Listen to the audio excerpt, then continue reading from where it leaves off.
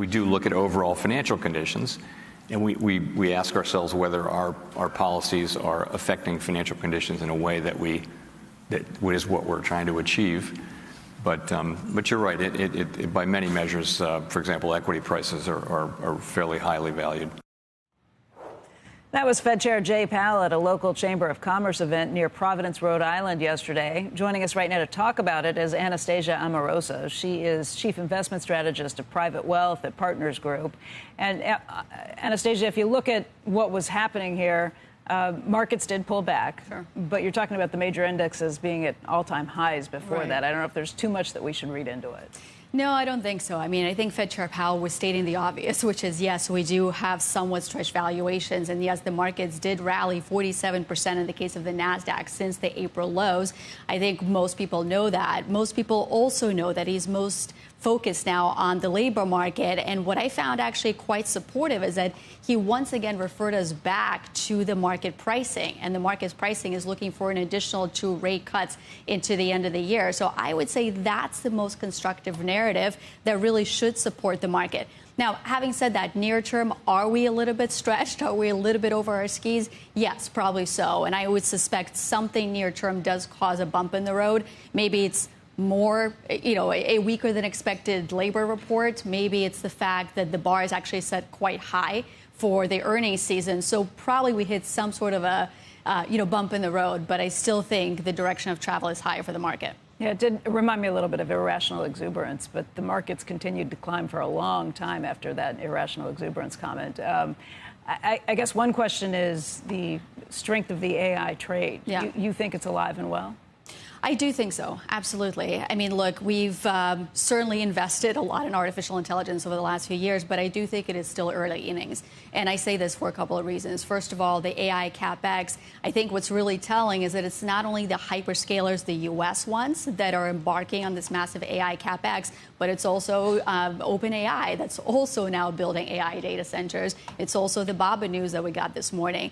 That's the first thing I would say. The second thing I would say, if you look at the overall total addressable market for AI, it is about $450 billion today, but it is expected to double in the next few years. And that means infrastructure that needs to be built out. It means that the business application software that needs to be built out. So for us at Partners Group, AI continues to be a huge focus, I would say, from 2 perspectives. First, investing in companies that are the cutting edge of AI. They're delivering AI-powered services, for example, business application software. But on the other side, we're also very focused on infusing AI into some of our portfolio companies. And we do see this as about $100 million EBITDA opportunity, or about $1.5 billion in terms of enterprise value creation. So I do think that the trade is alive and well, and we are actually seeing tangible benefits from using AI in our portfolio companies. Are there any parameters or any kind of characteristics that you really have to focus on, though? You don't necessarily think this lifts all boats equally. No, and that's a really good point, Becky, because, it lifts some boats, but it certainly leaves others behind. And we look at both companies that benefit from AI and also others that are going to be disrupted by it. And I would say for the beneficiaries, we look for a couple of characteristics. For example, we look for proprietary data sets. Companies that have those, they can leverage those using artificial intelligence.